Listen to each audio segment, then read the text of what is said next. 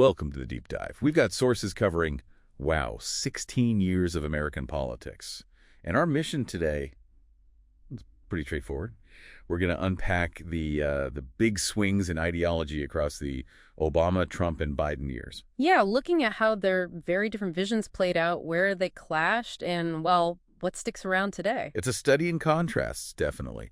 And maybe the best place to start is with what each president walked into, the crises they inherited. Absolutely. I mean, every presidency is shaped by what came before, right? And these three kicked off from completely different starting blocks. Right, like Obama. He steps in, and bam, it's the worst economic meltdown since the Great Depression. His job one was just stabilization, recovery. Exactly. But then, fast forward 8 years, Trump gets the keys, and the economy, it's stable, it's growing. Which let him pivot immediately, didn't it? Totally. Less focus on recovery, more on pushing that disruptive America First agenda, deregulation, trade fights, the whole thing. And then Biden inherits, well, maybe the toughest hand, a double whammy. The pandemic and a sharp economic downturn, plus, the whole mandate of trying to restore some normalcy after January 6th. Yeah, the mandates were just fundamentally different from the get-go, and you see that flow right into their economic plans. 3 really distinct doctrines. Obamonomics first. That was pretty classic Keynesian response, wasn't it? Textbook, you had the ARA, the big stimulus package, and then Dodd-Frank to reform Wall Street. It worked, sort of, but the recovery was slow. GDP growth averaged, about 2.3%? Okay, then Trump flips the script. Yeah. His approach was more supply-side cuts mixed with nationalism. Yeah, exactly. The big 2017 tax cut, especially for corporations, dropping that rate way down. But also, he tore up NAFTA and replaced it with the USMCA, signaling more protectionism. A real mix. And then Bidenomics, that's the middle-out idea. Right. Less about broad tax cuts or just stimulus, more about targeted public investment. Think massive spending on infrastructure with the IIJA, boosting chip manufacturing with the CHIP PS Act, and pouring money into clean energy via the IRA. And the data shows Biden's term actually had higher average GDP growth, around 3.2%. It did, yeah. Higher than both Obama and Trump on average. And this is the crucial link, that the debt. Yes, the national debt. It went up massively under all three, didn't it? Hugely. And that connects to inflation under Biden. Peaking at 9.1%.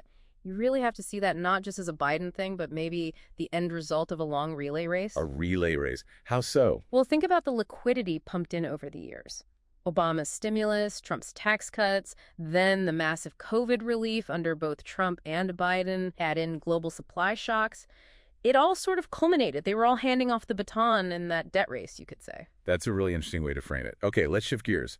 Maybe the most lasting impact, something that will outlive economic cycles, is the courts, the federal judiciary. Oh, absolutely. And the real turning point there, the pivot, was 2016. When the Senate Republicans refused even to hold a vote on Merrick Garland, Obama's nominee. That was unprecedented, wasn't it? Completely. It wasn't just politics as usual. Right. It basically signaled that the judiciary was now the ultimate partisan prize. Everything changed after that. And that directly set the stage for Trump appointing 3 justices, Gorsuch, Kavanaugh, Barrett, in just one term. Exactly. Creating that solid 6-3 conservative majority. And you see the impact starkly in the confirmation votes. Think about Sotomayor under Obama, confirmed 68-31. Bipartisan support, clearly. Compared to Kavanaugh. Kavanaugh squeaked by 50-48, pure party lines. It shows the judiciary becoming, the most durable trophy of winning an election, almost regardless of qualifications.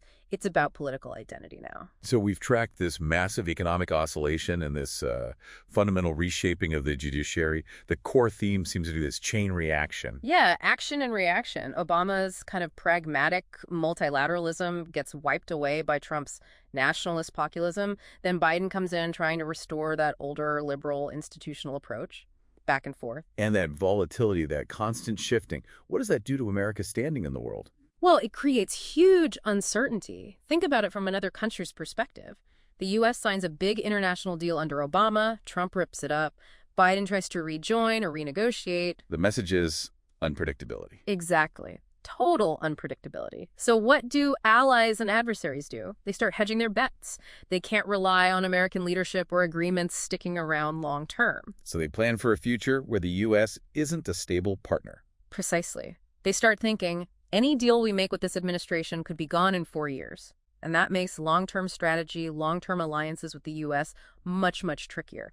That deep uncertainty, that hedging, that might be the most profound legacy of this whole 16-year cycle of turbulence.